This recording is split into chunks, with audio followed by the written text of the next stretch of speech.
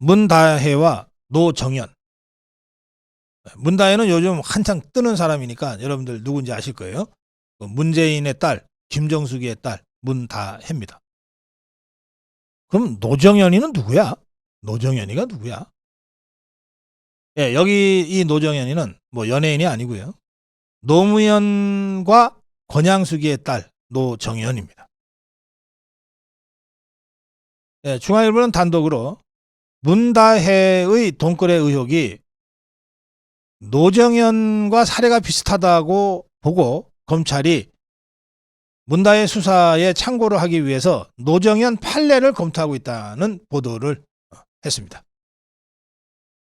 노무현의 딸과 문재인의 딸이 범죄를 저지른 한 사람은 범죄가 확정이 됐고요. 노정연이는. 문다혜는 범죄 혐의가 제기되어 있는데 둘이 저지른 범죄가 유사하다는 거예요. 비슷하다는 겁니다. 그래서 검찰이 이 문다혜를 사법 처리하는 과정에서 참고를 하기 위해서 노정연 사례를 검토하고 있다. 이런 내용입니다. 노정연은 미국의 웨스트 뉴욕 아파트 매입 자금과 관련한 외국환 거래법 위반 혐의로 재판을 받아서 유죄가 확정된 바가 있습니다.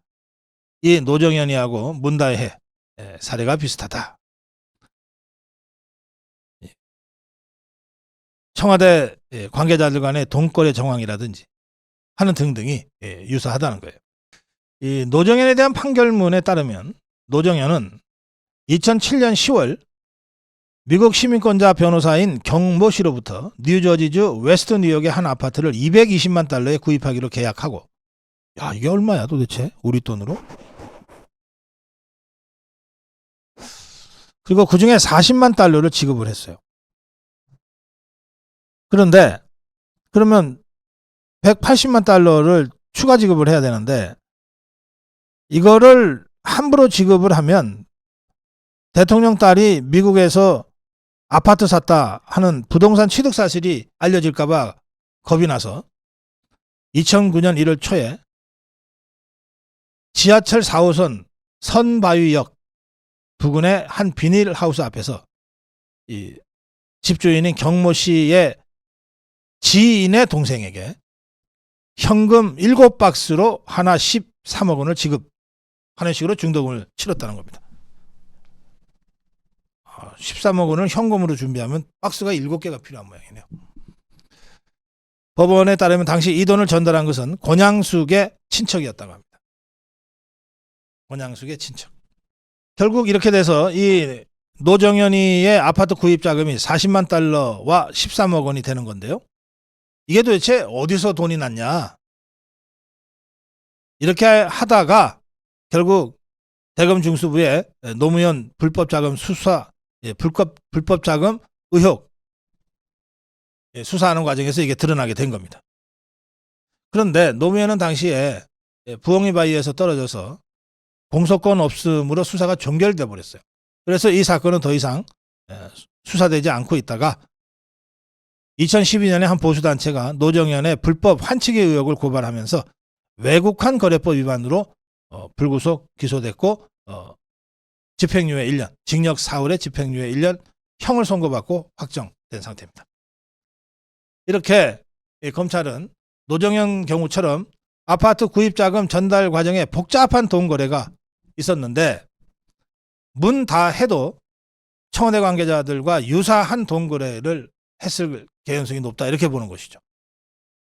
현재까지 문다혜가 돈 거래했다고 지목된 인사가 사람이 셋인데 유성화, 그리고 양모, 그리고 태국 현지의 경호처 직원 셋인데 문 씨와 문다혜와 당시 청와대 관계자들 간의 금전 거래 내역, 이거는 출처, 거래 목적, 거래 절차 등에 비춰서 뇌물 사건이 될 수도 있고 외국환 거래법 위반 사건이 될 수도 있습니다.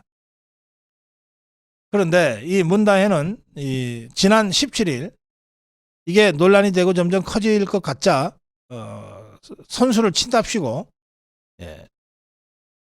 X에, 그러니까 트위터죠. X에 이렇게 썼어요. 상당에게 금전거래라. 자기한테 제기되고 있는 의혹이 상당에게 금전거래 이렇게 보도가 되니까 상당에게 금전거래라. 얼마일까요? 정답 300만 원 정도? 라고 썼다가 잽싸게 지웠어요.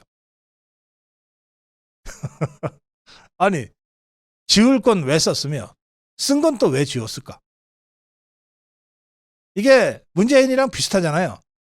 회고록인지 뭔지 안 썼으면 타지말 얘기도 뭐 다시 나오지 않고 또 몇 년은 잘 버텼을 텐데 괜히 회고록에서 주절주절 떠들다가 지금 김정수이가 지금 확실하게 지금 호출당했잖아요. 문다희도 마찬가지지. 뭐 300만 원 정도? 이걸 쓰긴 왜 쓰고 또 지우긴 왜 지우냐고. 네. 그래서 이 검찰이 문다회를 수사하면서 노무현의 딸 노정현 사례까지 검토하는 걸로 봐서 문다회에 대한 사법 처리에 상당한 확신을 갖고 지금 수사를 진행하고 있는 것 아니냐 이런 생각이 들고요. 이렇게 해서 문다혜가 뭔가 뇌물로 문제가 된다면 그럼 문다혜가 받은 뇌물이 과연 준 사람이 누구든 그 준 사람들이 그래 문다혜 보고 줬겠어요? 그러면 노정현이한테 당시 40만 달러 하고 13억 준 사람 뭐 박연차를 비롯해서 이게 노정현이가 뭐가 예뻐서 노정현이한테 줬겠냐고. 그 뒤에 노무현이가 있어서 준 거지. 마찬가지 아닙니까? 문다희한테 뭔가 뇌물을 줬거나 뭔가 상납을 했다면 그게 문다희의 에포스 줬겠냐고. 문재인이 보고 준 거지. 김정숙이 보고 준 거지. 그게 포괄적 뇌물죄입니다. 문재인이가 어떤 형태로든 사법 단죄 대상이 될 수밖에 없다는 상황이 점점 구체화되고 있습니다. 자, 다음으로 가겠습니다.